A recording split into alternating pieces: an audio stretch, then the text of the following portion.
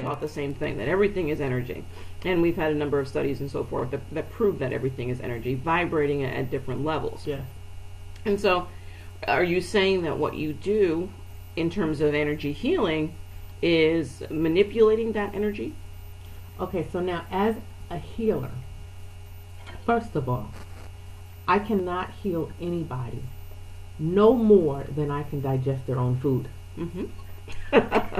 I am a healer. I heal myself.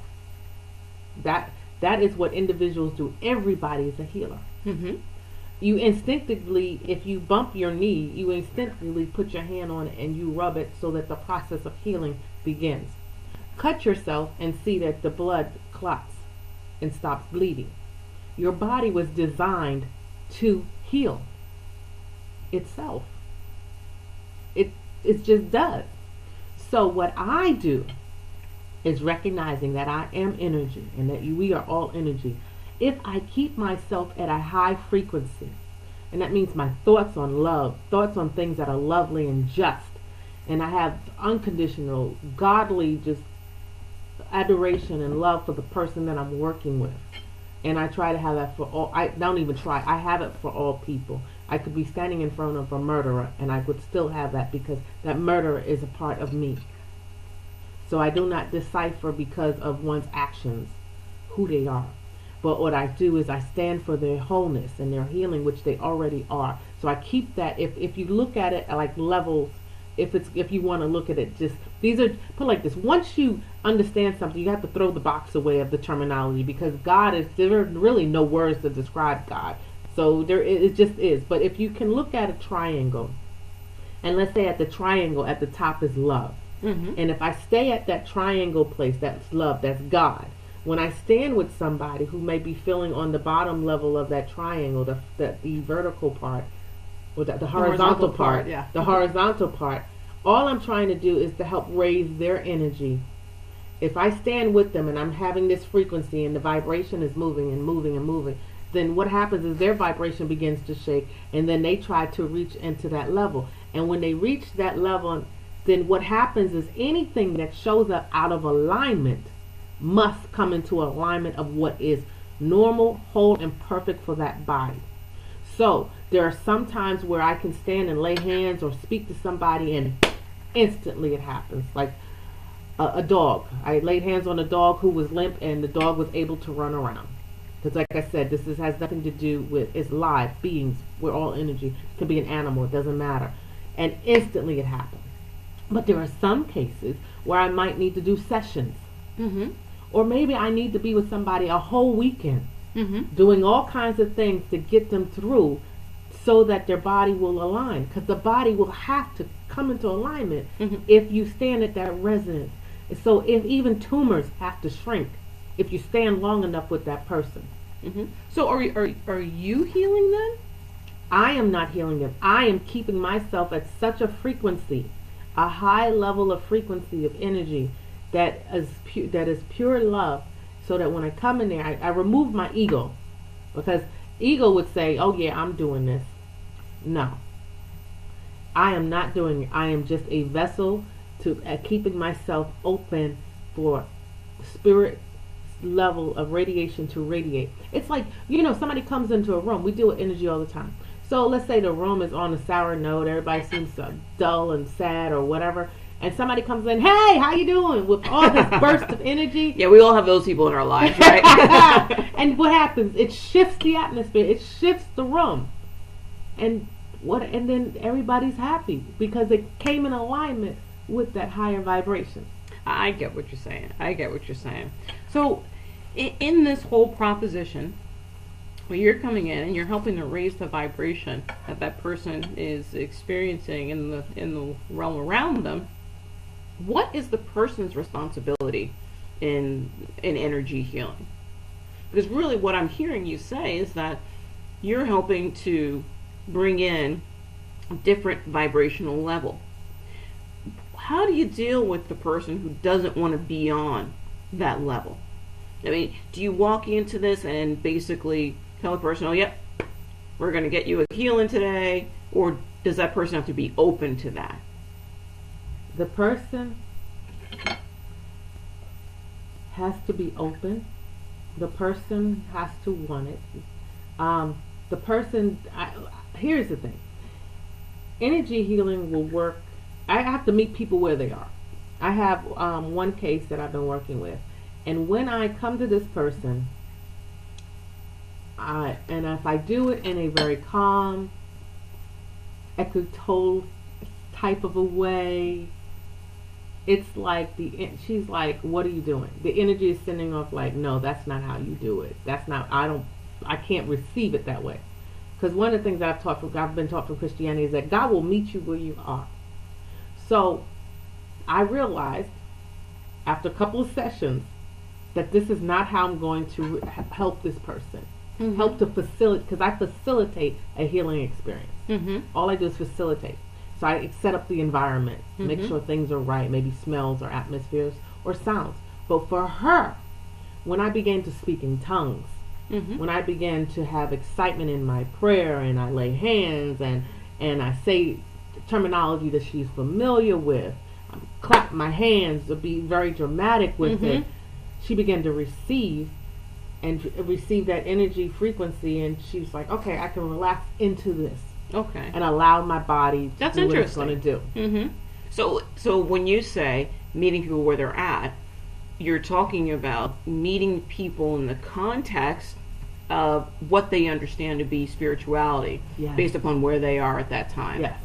Oh, okay. Okay. And being that I have the background from a Christianity Pentecostal, it's not fake. It's it's a part of who I am. I can pray that with that kind of intensity. I've been in that environment, so I do know how to do that, and it seems it helped her. Whereas I have other people that I can just sit, we could just have a conversation, talk about the game, and I could still lay hands and things will work.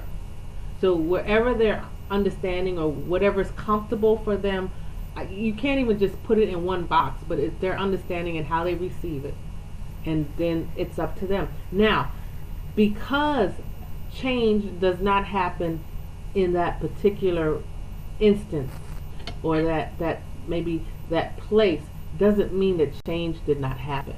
And that's what I try to get people to see. Because see, I have a metal rod in my back, and it's in my back for the rest of my life. It's not going anywhere. Okay, my back is curved. That's not to say that it can't get straight, but let's be realistic. I got the rod in my back because I have an S curve at 16 years old. If my back was straight, I'd be at least about maybe 4 or 5 inches taller. Or maybe if at that age or earlier you had started to learn some metaphysical principles, then it could have changed. It could have changed. And not to say that it can't change now, Right. but maybe the focus would have been on something different other than the option of just the rod. Yes. And so at this point, I do not see my back. I mean, I'm open to it, but I don't see, unless, the rod coming out of my back, and I'm going to be, my physical body will be straight and aligned. Yeah, but and what I hear you saying is that choice was already made. Yes. And it wasn't made; it was made for you because of your age, as opposed to making a different choice, essentially. Right. So you do. That's why surgeries, and you should go to the doctors. These people have been. They have their way of thinking and their way of being in Western medicine. Western medicine says, let's take care of the issue, the symptom, and let's take care of it now. And if you break your leg, you need to take care of it now. And there are other instances. That's just an example. Whereas when you start talking about metaphysics and you start talking about healing in general, when you start talking about ancient cultures, they were more into preventive, like Ayurvedic medicine and Chinese medicine is about prevention. Yeah, and I think one of the things that we're very keen on here at Metafizzle is the idea that every medicine has its place. It's energy, and that's exactly right. And the thing is, we would never tell anybody, don't take your medicine or just do this or just do that. What we're trying to make the point is that, again, every medicine has its place. Every medicine, such as penicillin, was created and or founded, to really be a healing tool. Yes. It doesn't mean that penicillin is worse because it came from, or it's heavily used in Western medicine. And Eastern culture is better because it focuses on, manipulating the chi. It does. We're not saying that. There's no hierarchy here. No. What we're saying is that penicillin, any Western medicines are just as good as Eastern medicines. And that dichotomy that has occurred, Yeah. that says that Eastern medicine or medicine that is, not of a physical nature, for example, a prayer treatment, which some would use, is less than. There is no separation. There isn't. And technically, there are a lot of people around the world who use both.